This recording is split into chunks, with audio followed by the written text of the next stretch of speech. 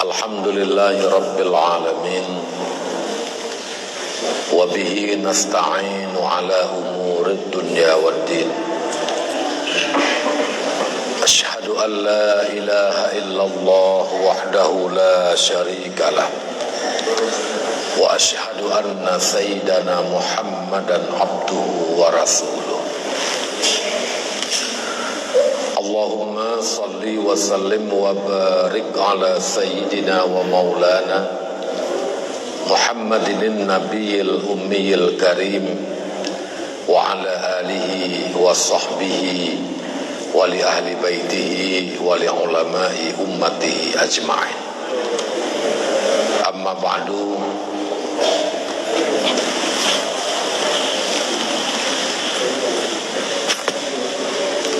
Mari kita memuji dan bersyukur kepada Allah Subhanahu wa taala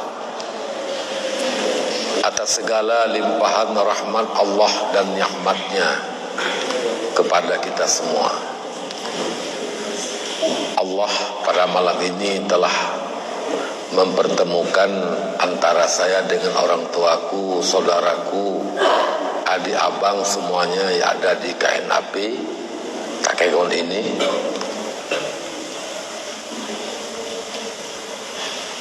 Mudah-mudahan Allah menjadikan pertemuan ini pertemuan yang dirahmati, silaturahmi yang dapat mendapat keampunan dosa daripada Allah, dan juga dimudahkan segala urusan, dimudahkan rezeki dengan berkat silaturahmi ini.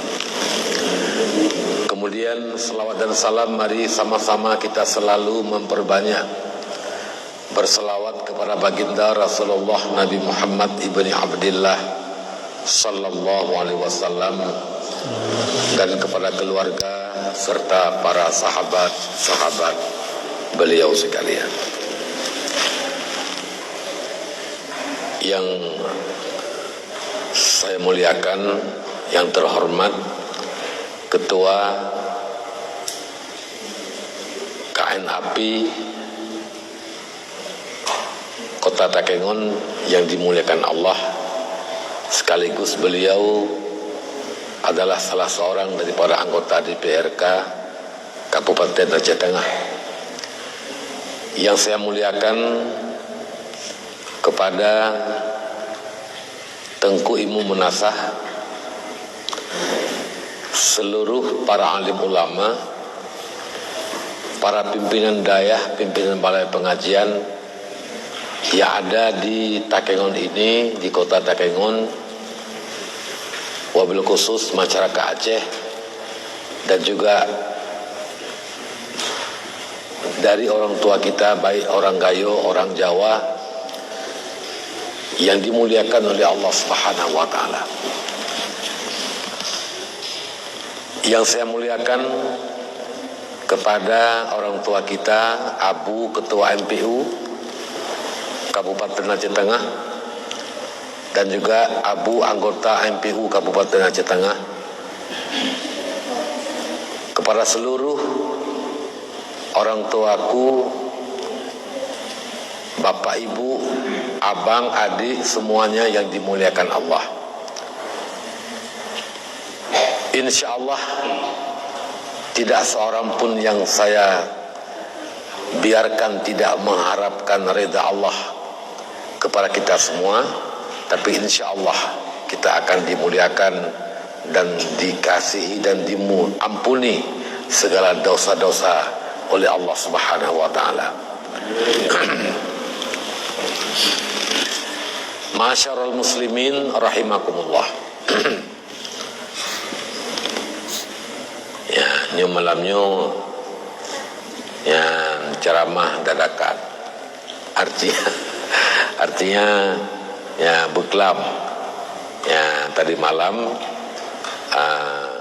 ada datang telepon pada Tengku Muhsin ya, bahwa diminta juga menyambung kegiatan dakwah setelah tadi pagi, yaitu di Simpang 3 Masjid Abu Salam, kemudian melanjutkan ke kain api malam yang berbahagianya.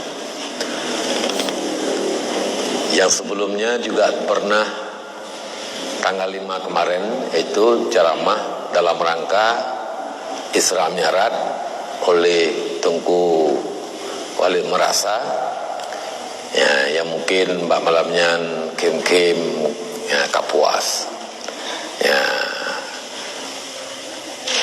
malamnya anak kim ya, klik dihana ya, biasa mendeng ya. Jadi anggaplah malam ini sebagai pengajian.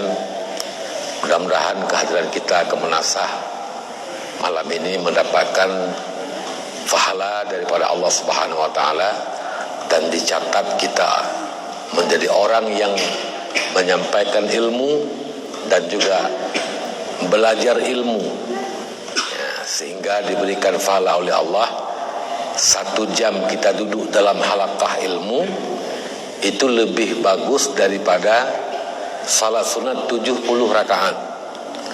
Julusuka sa'atan fi majlisil ilmi khairun min an tusalliya sab'ina raka'atan minan nawafil.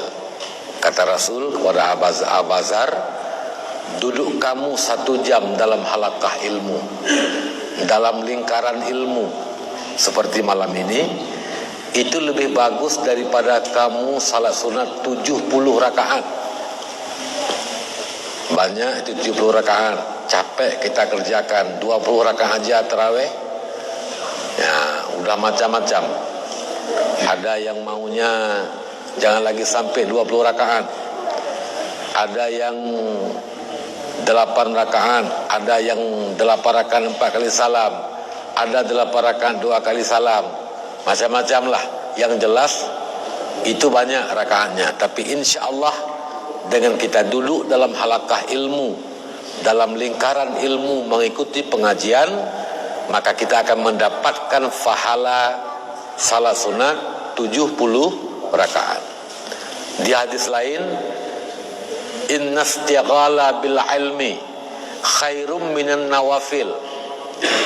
Berbimbang dengan ilmu, menyampaikan ilmu, belajar ilmu, talaah ilmu, mempelajari ilmu, menghabiskan waktu untuk ilmu, itu lebih bagus daripada segala salat sunat.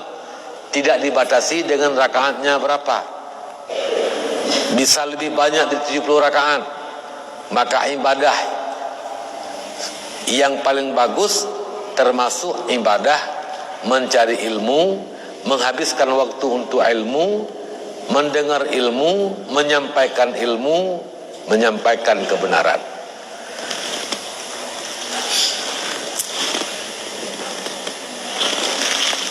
Orang tuaku yang dimuliakan Allah Subhanahu wa taala. Jadi pada malam hari ini kita menyampaikan beberapa macam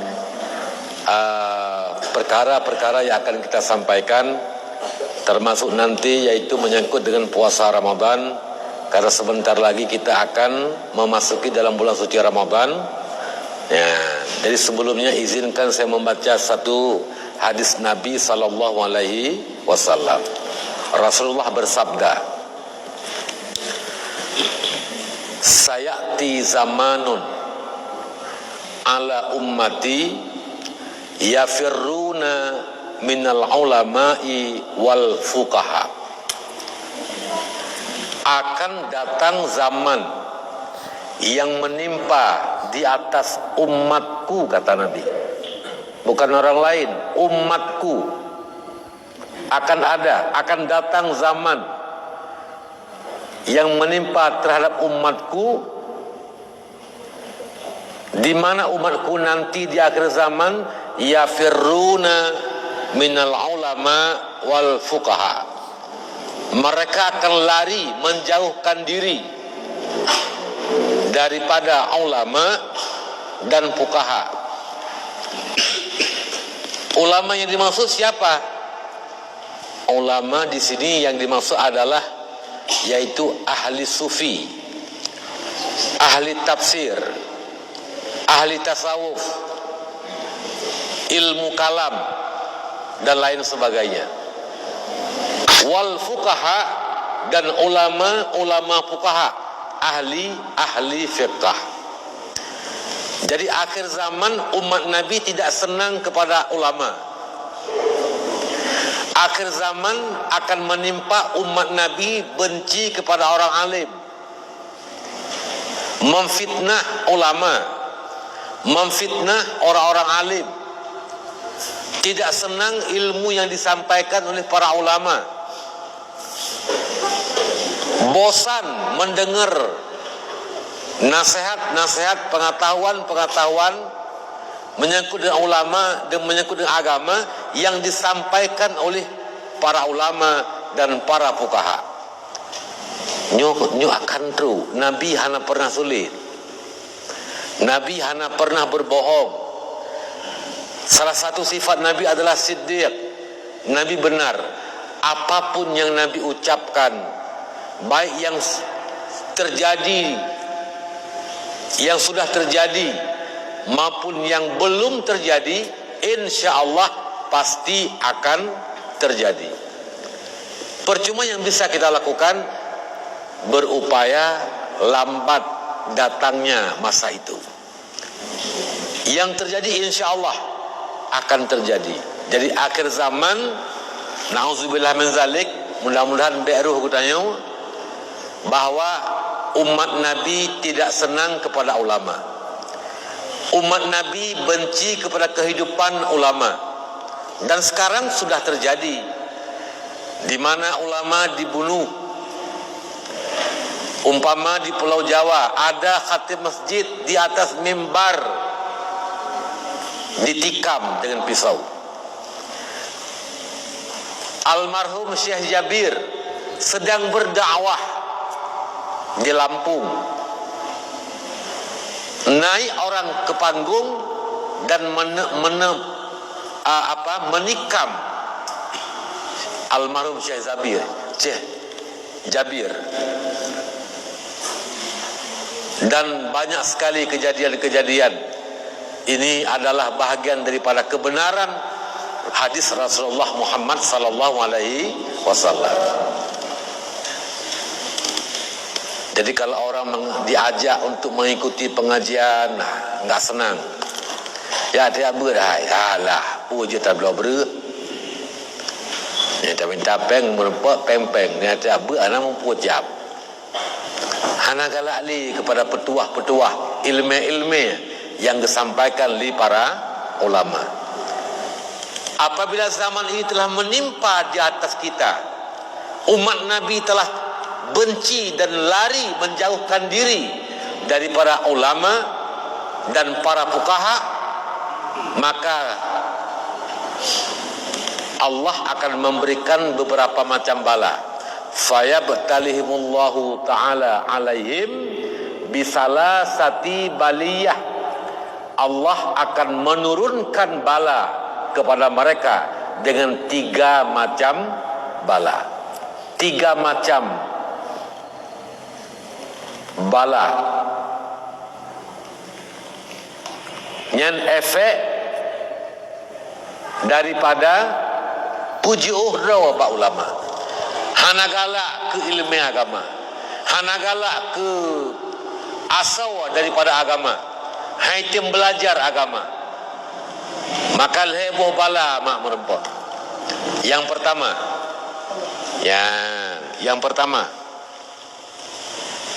yarfa'ullahu barakata angkasbihim. Allah mencabut, mengangkat keberkatan daripada usaha kita. Usaha bisa saja bertambah. Orang jualan bisa saja lakunya bertambah, rezekinya bertambah. Tapi yang dicabut keberkatan. Apa itu keberkatan? Usaha yang mengantarkan kita kepada kebaikan. Dengan usaha itu akan memperoleh segala kebaikan-kebaikan. Dengan usaha menghasilkan rezeki, rezeki kita gunakan di jalan Allah. Dengan rezeki itu kita cinta kepada ibadah. Orang suka berbuat kebaikan, naik haji ke Baitullah, umrah, menyumbang, membantu fakir miskin, menyantuni anak yatim, menyumbang untuk masjid, menasah, dayah, pesantren dan lain sebagainya untuk kemaslahatan umum. Itu artinya ada keberkatan pada rezeki kita, ada keberkatan pada usaha. Sekarang kita menilai diri kita sendiri. Kita sekarang punya usaha. Apakah usaha kita mendekatkan diri kita kepada Allah, atau dari usaha itu semakin kita membuat jauh dengan Allah Subhanahu wa taala dan akan membuat diri kita bebas bermaksiat kepada Allah? Itu tidak ada yang tahu kecuali kita yang bisa menilai diri kita sendiri. Kalau dengan harta, usaha, rezeki yang melimpah membuat kita jauh dengan Allah, kikir, enggan mengeluarkan zakat bagi harta yang dikenakan zakat, kikir, enggan bersedekah di jalan Allah untuk masjid, fakir miskin, anak yatim dan lain sebagainya, maka itu pertanda rezeki itu tidak ada barakahnya. Rezeki itu bukan mendekatkan kita kepada Allah, malah rezeki menjauhkan kita dengan Allah. Usaha bukan mendekatkan kita kepada syurga, malah usaha itu mendekatkan kita, na'udzubillah, kepada neraka Allah. Jadi efek atau akibat daripada benci dan lari daripada kehidupan para ulama, benci kepada ilmu yang disampaikan oleh para ulama, pertama adalah Allah mengangkat keberkatan usaha kita. Bukan kurang untung, orang niaga kurang untung, bukan itu maksudnya. Bisa saja orang yang tidak mengeluarkan zakat hartanya semakin bertambah, rizkinya semakin menumpuk, tapi harta itu akan menjadikan bara api untuk membesarkan nyalanya api neraka yang membakar dirinya sendiri nanti pada hari kiamat. Na'udzubillah summa na'udzubillah min zalik. Ya, dari usaha, apakah usaha dagang, usaha pertanian, usaha karyawan dan lain sebagainya, tidak ada barakah kalau kita jauh dengan para ulama. Nah, ini yang pertama. Jadi apa solusi untuk usaha kita diberikan keberkatan, rezeki kita diberikan keberkahan? Apa solusinya? Apa jalan yang bisa kita tempuh? Solusi dan jalan keluarnya adalah mari mendekatkan diri kepada ulama, mendengar petuah ulama, mengikuti ilmu ulama yang disampaikan, kebenaran-kebenaran yang keluar dari para murid ulama, mari kita jadikan sebagai ilmu yang bermanfaat dan kita amalkan. Insya Allah dekat dengan orang baik, kita akan baik. Dekat dengan orang yang baik, insya Allah kita akan menjadi orang baik. Akan menjadi orang yang diberkati usaha, dimudahkan rezeki, dan dijauhkan daripada segala mara bahaya. Apa arti banyak harta kalau enggak ada barakah? Betapa banyak orang kaya yang rumahnya bertingkat, mobilnya mewah, bukan 1-2 unit, lebih.